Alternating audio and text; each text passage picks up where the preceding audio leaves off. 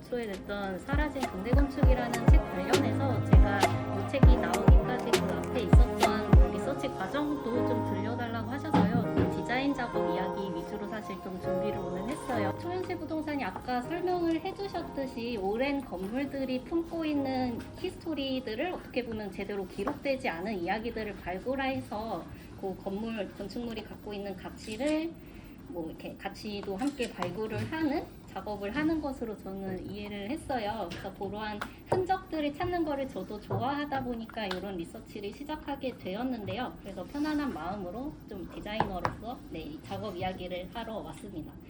그래서 올 초에 올해 오른쪽에 보시는 사라진 근대 건축이라는 책이 한국에서 출판이 되었고요. 이 리서치는 아실지도 모르겠는데 특이하게도 네덜란드에 제가 석사 과정, 디자인 석사 과정을 졸업을 마쳤는데요. 거기에 졸업 프로젝트에 행해졌었던 이제 리서치를 어떻게 보면 영문을 다시 국문으로 번역을 해서 나왔던 책이었어요. 그래서 요 근대 건축이라는 주제 안에서도 사라지거나 잊혀진 것들에 초점을 맞춰서 이미지 시각 자료들을 수집을 했던 이제 결과물이라고 생각하시면 될 것 같습니다. 저는 요 한국에서 특히나 근대 건축이 좀 빈 영역이 많다라고 저는 느껴왔었어요. 서울에서. 그래서 그 빈 공백이 왜 생겼을까라고 했을 때는 그 건축물들이 아무래도 네거티브 헤리티지로 분류되기 때문이다라는 생각을 했었고요. 또 아직은 한국 사회에서 이러한 부정적인 유산에 대한 인식이 이제 완전히 유럽처럼 이제 제대로 보존하자라는 인식이 아직은 부족하다라는 생각이 들어서 이제 그러한 부정적 유산조차도 우리는 보존을 잘 하면 좋겠다라는 메시지를 조금 주고 싶어서 이러한 책을 기획을 하게 됐습니다. 간단히 제 소개를 드리면요. 저는 디자인 학부에서 시각 디자인 공부를 했고요. 졸업을 하고는 이런 디자인 에이전시 일할 때는 문화예술계나 커머셜한 기업 일들을 아무래도 많이 했었어요. 그래서 나름은 조금 새로운 공부를 하고 싶다라는 생각이 있어서 2018년에 디자인 아카데미 아인토벤이라는 곳에 가서 이제 인포메이션 디자인 석사 과정을 공부를 했습니다. 이제 한국에 바로 졸업하고 들어왔고요. 그때부터는 이제 대학교에서 디자인 강의들을 하면서 현재는 박사 과정을 공부를 하고 있습니다. 왜 네덜란드 석사 리서치 주제로 한국의 근대 건축을 하셨냐라는 질문을 가장 많이 받았던 것 같아요. 그래서 이거에 대한 대답으로 조금 짧게 제가 공부했었던 석사 학과 이야기를 하면은 좀 좋을 것 같습니다. 그래서 제가 여기서 공부를 했었던 학과명은 이제 인포메이션 디자인이었고요. 사실 한국에서는 인포메이션 디자인이라고 하면은 이제 보통 인포그래픽을 많이 떠올리는데 제가 막상 가서 공부를 하다 보니까 조금 달랐었습니다. 이제 정보를 생산하고 구성하는 이제 디자이너로서 어떻게 밸런스를 찾을 것인지 또는 최적의 정보 전달을 위한 데이터 시각화를 어떻게 할 것인지에 좀 더 초점을 맞춘 학교였었고요. 그러다 보니 저는 이제 네덜란드에서의 졸업 리서치에서 저는 이제 데이터 소재 선정하는 데 있어서 좀 제가 평소에 관심 있었던 소재를 하고 싶었어요. 그래서 한국의 근대 건축이라는 특히나 이제 사라지거나 이제 철거가 됐거나 또는 뭔가 본래의 용도가 다르게 지금 사용되고 있는 것들을 수집을 해보자라고 생각을 했습니다. 처음 저는 사실 한국 특히 서울 안에 근대 건축물에 관심을 갖게 된 계기는 이 건축물이었었어요. 벽돌집이고 동네 주민들은 뾰족집이라고 불렀다고 하더라고요. 그래서 이 건물은 벽수산장이라고도 불리고요. 아까 말씀하신 것처럼 윤덕영 별장이라고 많이들 부릅니다. 친일파 윤덕영. 그래서 이 건물은 이제 시기 자체는 식민시대 1920년대 건축이 되었고요. 이제 70년대까지는 자리에 있었다고 합니다. 서촌에. 근데 이상하게도 기억하시는 분들이 없더라고요. 70년대면 기억하실 수도 있을 것 같은데 이 서촌에 조금 관심을 가졌던 이유는 개인적으로는 이제 마찬가지로 네덜란드에 가기 전에 저는 서촌에 작업실이 있었어요. 평생 이제 신도시에만 살았었어서 그런지 이런 오래된 서울 동네 느낌이 좋아가지고 인왕산 계곡 느낌도 좋고 해서 이 서촌에서 이제 오래 지냈었습니다. 동네 산책을 많이 했었는데요. 이 동네 지내면서 저는 더 근대 건축물들이라는 거에 건축에 관심이 생겼던 것 같아요. 이 건물을 부르는 이름은 벽수산장이라는 것도 있고요. 또는 송석원, 또는 이제 아까 말씀드렸던 친일파 윤덕영 별장이라고도 불립니다. 그래서 송석원이라는 명칭이 제일 오래된 걸로 기록이 돼 있다고 하는데요. 조선시대 때부터 이 일대를 다 송석원이라고 불렀었고, 문인들이 항상 모여서 인왕산 계곡가에 모여서 이제 시를 지으면서 풍류를 즐겼던 곳의 이름으로 먼저 사용이 됐다고 합니다. 그래서 이후에 일제시대가 되고선 이제 윤덕영이 이 근처에 부지를 사고 이제 별장을 지으면서 고 송석원이라는 이름을 그대로 별장에다가 붙였고요.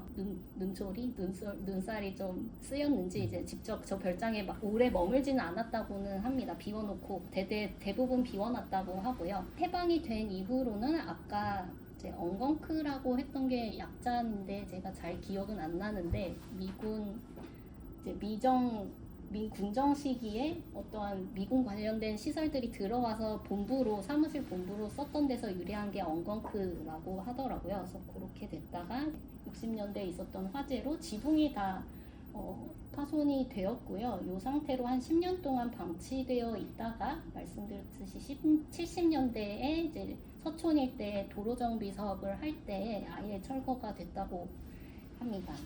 그래서 한국 내 근대 건축의 부재라는 큰 주제로 이제 1년 동안 졸업 프로젝트를 진행을 했고요. 논문 주제는 이제 뭐 사라진 한국의 근대 건축, 그리고 이제 그거와 이제 발전을 시킨 디자인 프로젝트로는 이제 기억에서 지워진 풍경이라는 제목으로 작업을 진행을 했습니다.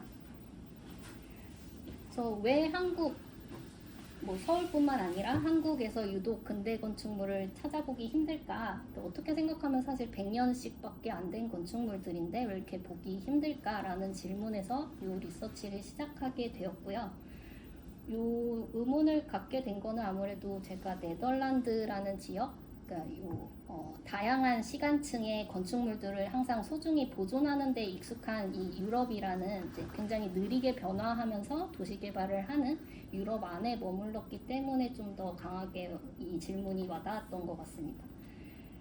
그래서 결과적으로는 이제 한국 내 근대 건축들이 현대에 와서 이제 철거되거나 사라진 이유들이 우리 사회 구성원들에게 좀 불편한 감정을 들게 하는 요 근현대 역사를 이제 근현대 역사에 대한 우리 스스로의 인식과 연관이 있다라는 전제로 이 프로젝트를 시작을 했습니다. 제가 리서치의 범위를 한국 안에서도 이제 일단은 서울로 제가 리서치를 하기 용이한 목적이긴 하지만 일단 서울로 범위를 좀 좁혔었고 이제 시기로는 1900년대 지어진 것들, 그래서 건축물들이 철거되거나 본래 기능을 잃고 완전 다르게 사용되고 있는 것들로 좁히고 일단 철거된 자료들을 모으기 시작했는데요. 당연히 정부에서 발행을 했었던 근대 건축물 기록화 작업들도 살펴보고 리스트들을, 또는 관련된 논문에 언급된 건축물들도 수집을 시작을 했지만, 한편으로는 그런 이제 표 리스트가 아니라 시각물로 그 건축물들을 틈틈이 모아보면 어떨까라는 생각으로 이제 리서치 초기에 모았었던 영상 클립들이에요. 그래서 요 고전 영화들이고요. 영상자료원에서 소장하고 있는 고전 영화들이고, 대부분 전쟁 직후에 50년대에서 70년대 찍힌 서울을 배경으로 찍힌 영화들입니다. 만약에 이 건축물들이 조금 더 남아 있었다면 지금 도시 서울이 지금처럼 좀 빌딩들로만 꽉 찬 일률적인 풍경이 아니라 좀 더 풍요로운 이야기들을 품은 공간이지 않았을까 좀 상상이 되더라고요. 네, 저 과정을 거쳐서 최종적으로는 150여 개 정도, 아까 제가 말씀드렸던 리서치 범위 1900년대에 건축된 근대, 현대에 걸쳐져 있는 건설된 건축물들을 150여 개 정도 수집을 했어요. 수집을 하면서 엑셀 정리를 했었고요. 힘든 부분은 아무래도 영어 빌딩 이름을 짓는 부분이었던 것 같아요. 아무래도 영어 논문을 먼저 썼다 보니까 그 부분이 조금 힘들었던 기억이 있고요. 영화 장소들도 예상하는 위치라든지 현재는 어떻게 됐는지, 영화는 몇 년도 건지 이런 것들을 기록하는 중간 과정들이 있었습니다.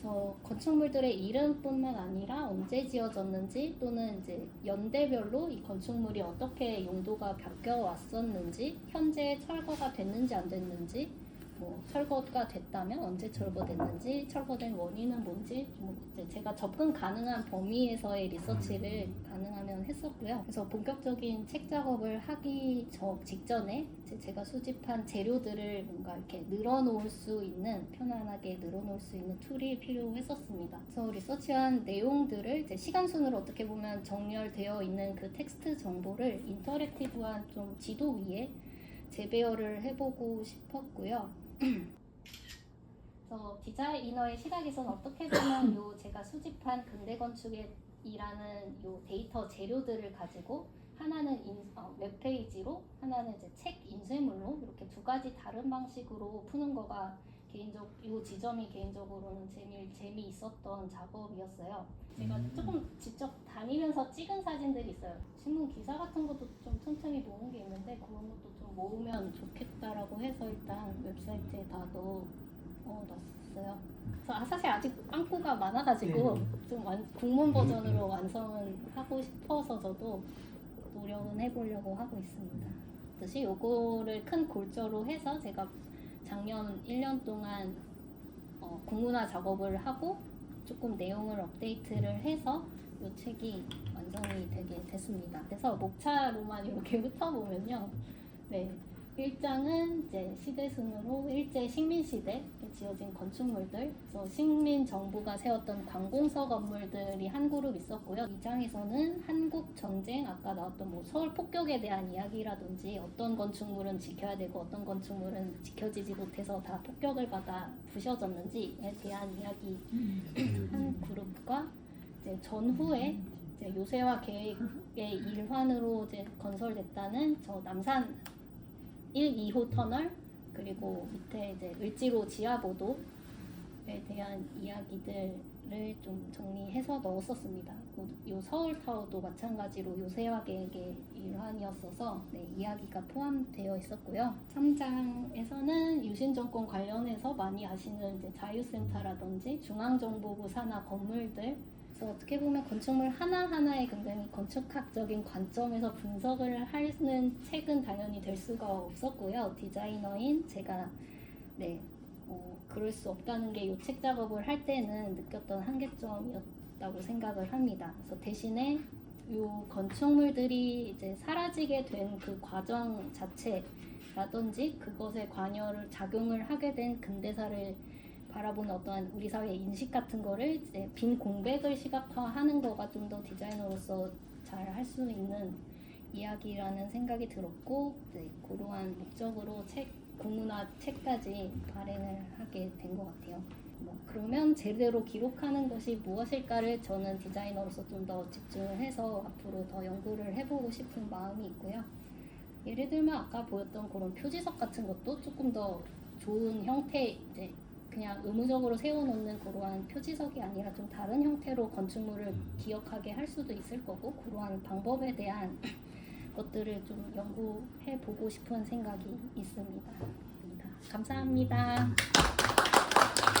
현재 그러면 약간 직업으로 이런 일을 하세요? 아니면 일단 요 일은 네덜란드 석사 과정 할 때 다 했던 것들이고요. 지금 한국 와서는 뭐 이렇게 주업으로 하고 있진 않아요. 아까 말씀드렸듯이 그냥 틈틈이 시간 될 때 웹사이트 국문화 해볼까 하고 있고, 저도 지금은 대학원에 막 들어가서 조금 연구할 수 있는 디자인 학과긴 한데요. 연구할 수 있는 시간이 조금은 확보가 될 것 같아서 좀 틈틈이 해보려고는 하고 있습니다. 그래서 저는 이런 한국 근대 건축을 소재로 했다면 다른 친구들 같은 경우에는 유럽에 있는 뭐 중고 무기 거래 루트를 소재로 한 친구도 있고, 또는 스페인 친구는 프랑코 독재 정권에 관련된 거를 이제 연극 퍼포먼스로 변환을 한 친구도 있었고요. 신도시 어디 사셨어요? 저는 평생 경기 남부권에 계속 있었어요. 안양, 평촌 이렇게 분당 이렇게.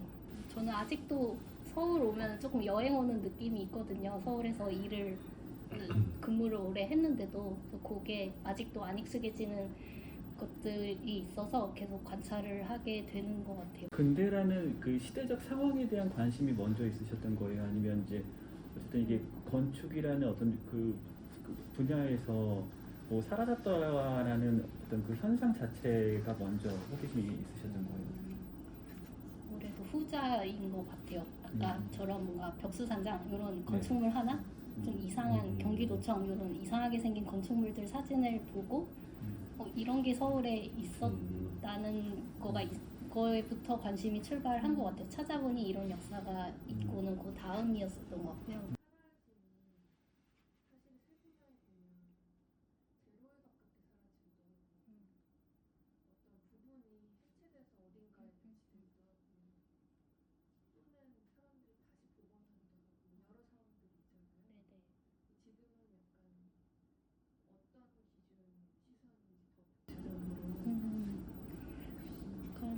시대별로 다르기는 한데 식민시대 때의 건축물들은 사라진 거 위주로 수집을 하기는 했어요. 아예 제로.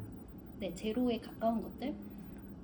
뭐 이렇게 부자재 같은 거, 총속부 같은 경우에는 그래도 부자재가 조금씩 남겨놨잖아요. 그런 것들 위주로 아카이브를 했고요.